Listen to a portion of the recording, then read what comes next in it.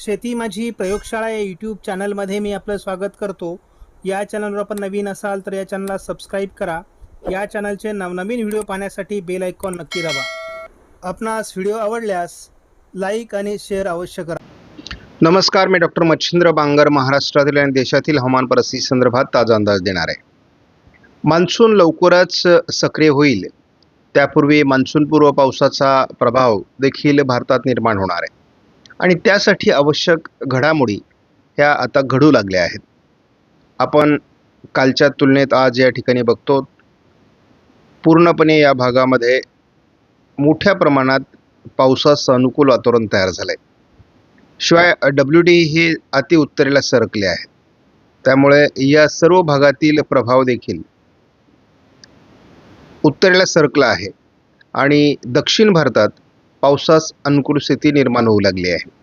त्यामुळे एकूणच आपल्याला WDच्या प्रभावाने पडणाऱ्या पावसाऐवजी मान्सूनपूर्व पावसाच्या घडामोडी सुरू होतील असा अंदाज आहे. आज भारतातील बहुतांश राज्यातील उष्णतेची लाट कमी होणं अपेक्षित आहे. परंतु जरी आज भारतीय हवामान खात्याने उष्णतेची लाट कमी होण्याचे संकेत दिले असले तरी देखील काही भागात उष्णतेची लाट राहील. यामध्ये राजस्थानचा समावेश आहे. शिवाय संपूर्ण बंगालच्या उपसागराच्या किनारपट्टी भागातून देखील ह्युमिडिटी आणि हीट याचा प्रभाव राहण्याची शक्यता आहे. पूर्व भारतामध्ये पावसाचा ऑरेंज अलर्ट आणि उत्तर भारतातही पावसाचा ऑरेंज अलर्ट देण्यात आला आहे.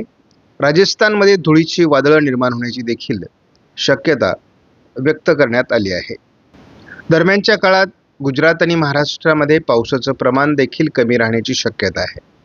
30 तारखेला आपण बघतो तर भारताच्या बहुतांश भागात उष्णतेची लाट कमी होऊन मोठ्या प्रमाणात अवकाळी पाऊस किंवा मान्सूनपूर्व पावसाच्या ॲक्टिव्हिटीज सुरू होणार आहेत आणि याचा पूर्व भारताकडे अधिक प्रभाव आहे. त्यामुळे तसं महाराष्ट्राच्या केवळ विदर्भामध्ये आज उद्या पावसाच्या घटना घडू शकतात असा भारतीय हवामान खात्याचा अंदाज आहे. अगदी 1 मेला देखील तीच परिस्थिती आहे. पूर्व भारत, दक्षिण भारत, मध्य भारतामध्ये पावसाच्या ॲक्टिव्हिटीज घडणार आहेत. पश्चिम भारतामध्ये थोडं पावसाचं वातावरण कमी असणं अपेक्षित आहे. 2 तारखेला पुन्हा राजस्थान सहित दिल्ली, पंजाब, हरियाणामध्ये देखील आणि जम्मू काश्मीर, लेह लडाखमध्ये देखील हिमाचल प्रदेशमध्ये पावसाच्या ॲक्टिव्हिटीज वाढणार आहेत. मात्र या दरम्यान महाराष्ट्र आणि गुजरातमध्ये पावसाचं प्रमाण कमी दाखवण्यात आलं आहे. आपली 3 तारखेला देखील उष्णतेची लाट कमीच आहे. मान्सूनपूर्व पावसाच्या ॲक्टिव्हिटीज पूर्व भारत आणि उत्तर भारतात शक्य आहेत. दरम्यानच्या काळात महाराष्ट्रात पावसाचं वातावरण कमी असणार आहे. तीच परिस्थिती थोड्याफार फरकाने 4 मेला देखील असणार आहे. कालपासून भारतामध्ये पावसाचं प्रमाण वाढण्यास सुरुवात झाली आहे. महाराष्ट्रात जरी किंवा गुजरातमध्ये पावसाच्या ॲक्टिव्हिटीज नसल्या तरी काल अगदी केरळ, कर्नाटक, तेलंगणा या भागात देखील पाऊस झालेला आहे. त्याचबरोबर आपण या पट्ट्यामध्ये पूर्व मध्य प्रदेश, छत्तीसगड, ओरिसा आणि झारखंडमध्ये पावसाच्या घटना घडल्यात. पूर्व भारतामध्ये देखील अनेक ठिकाणी पाऊस पडलेला आहे आणि या पावसाच्या घटना पंजाब, हरियाणा आणि उत्तर राजस्थानमध्ये देखील घडलेल्या आहेत. त्यामुळे वातावरणात आता बदल होऊ लागला आहे. मान्सूनपूर्व पावसाच्या ॲक्टिव्हिटीज भारतात वाढल्या आहेत. आजपासून मान्सूनपूर्व पावसाचा प्रभाव उत्तर भारत, पूर्व भारत, दक्षिण भारतात वाढणं अपेक्षित आहे. उष्णतेची लाट मात्र कमी होईल, त्याविषयी आपण दुसरं मॉडेल बघणारच आहोत. विदर्भामध्ये थोड्या आज उद्या पावसाच्या घटना घडू शकतात असा देखील अंदाज आहे.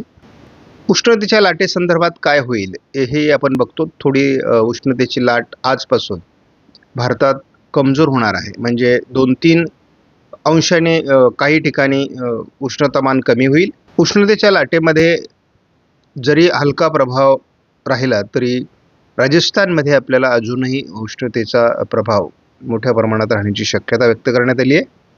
मात्र हळूहळू एप्रिलच्या तुलनेमध्ये उष्णतेचा लाट मेमध्ये कमी होते आणि याचं कारण आहे की मान्सूनपूर्व पावसाचा प्रभाव आता वाढत जाणार आहे. CFS मॉडेलने लवकरच श्रीलंकेच्या आजूबाजूने एक कमी दाबाचं क्षेत्र विकसित होण्याचा अंदाज दिला आहे. आपण 4 मे पर्यंतचा जर GFSचा अंदाज बघितला म्हणजे साधारण पुढील 5 दिवसाचा. तर आपल्याला महाराष्ट्रामध्ये फारशा पावसाच्या ॲक्टिव्हिटीज दिसत नाहीत, परंतु दक्षिण अरबी समुद्र, बंगालचा उपसागर, पूर्व भारत या ठिकाणी मोठ्या पावसाच्या ॲक्टिव्हिटीज सुरू होणार आहेत. हा मान्सूनपूर्व पाऊस आहे. आयकॉन मॉडेलने देखील महाराष्ट्रात विशेष पावसाच्या ॲक्टिव्हिटीज पुढील 5 दिवसात दाखवलेल्या नाही आहेत. मात्र उत्तर भारत, पूर्व भारत, दक्षिण भारत या ठिकाणी पावसाच्या जोरदार ॲक्टिव्हिटीज, मान्सूनपूर्व पावसाच्या जोरदार ॲक्टिव्हिटीज सुरू होणार आहेत. आपण अगदी ECMWF मॉडेलचा अंदाज बघितला तरी परिस्थितीत विशेष सुधारणा नाही, परंतु बंगालच्या उपसागरात आणि खास करून अंदमान निकोबार बेटांच्या दरम्यान या 5 दिवसात आणि केरळमध्ये देखील मोठ्या मान्सूनपूर्व पावसाच्या हालचाली होत आहेत. त्यामुळे मान्सून लवकर येण्यासाठी अनुकूल वातावरण आहे. येत्या 5 दिवसामध्ये AIFS ECMWFचं मॉडेल आहे. पूर्व भारतात जोरदार मान्सूनपूर्व प्रभाव आणि केरळमध्ये देखील पडण्याचा अंदाज देण्यात आला आहे. येत्या 5 दिवसात या मॉडेलने देखील महाराष्ट्रात पावसाचा अंदाज दिलेला नाही. JFSने थोडा गडचिरोलीत प्रभाव दाखवला आहे. आयकॉन मॉडेलने विशेष वातावरण 5 दिवसात दाखवलेलं नाही. आपण सांगितल्याप्रमाणे वाऱ्यांचा वेग वाढेल. महाराष्ट्रामध्ये देखील जरी पाऊस नसला तरी उष्णतामान कमी होईल. एकूणच आपण आयकॉन मॉडेलचा जर आपण धावता अंदाज घेतला तर स्पष्टपणे 1 तारखेपासून मोठी ढगाळ परिस्थिती मान्सून पूर्व पावसाची कोकण किनारपट्टीला तयार होताना दिसते. सकाळी मोठ्या प्रमाणात ढग असतील. पावसाची शक्यता फार कमी आहे, परंतु रात्री किंवा पहाटे शिडकावा काही भागात होऊ शकतो. असाच पुढील 5 दिवसाचा अंदाज आहे. सध्या महाराष्ट्रामध्ये विशेष पावसाची शक्यता नाही. थोडा वाऱ्यांचा वेग वाढेल. या पलीकडे काही घटना फार घडतील असं नाही. थोडं पूर्व विदर्भामध्ये ढगाळ परिस्थिती वाढेल, कोकणामध्ये ढगाळ परिस्थिती वाढेल आणि त्यामुळे लगेचच या 5 दिवसामध्ये कुठेही पावसाचं मोठा स्थित्यंतर होणार नाही. हळूहळू 5 दिवसानंतर म्हणजे 5 तारखेनंतर आपण जर बघितलं तर थोडे वातावरणीय बदल अपेक्षित आहेत बंगालच्या उपसागराच्या दिशेने.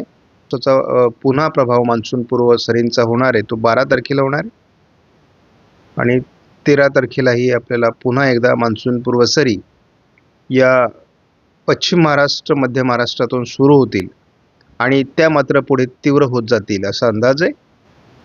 आपण आजपासून जरी JFSचा अंदाज धावत्या स्वरूपात बघितला तर थोडीफार ढगाळ परिस्थिती दाखवलेली आहे. विदर्भाच्या दिशेने ही ढगाळ परिस्थिती अधिक दाखवलेली आहे. मात्र विदर्भात देखील खूप पाऊस होईल असं काही JFSचा अंदाज नाही आहे. जवळपास आपण 7-8 तारखेपर्यंत बघतो. JFSने देखील फारसं वातावरण दाखवलेलं नाही आहे. वातावरणीय बदल हा कोल्हापूरमधून पहिल्यांदा 9 तारखेला थोडा जाणवतोय, परंतु वातावरणीय बदल जसे होतील तसे या तारखांना पावसाळी वातावरण देखील तयार होऊ शकतं.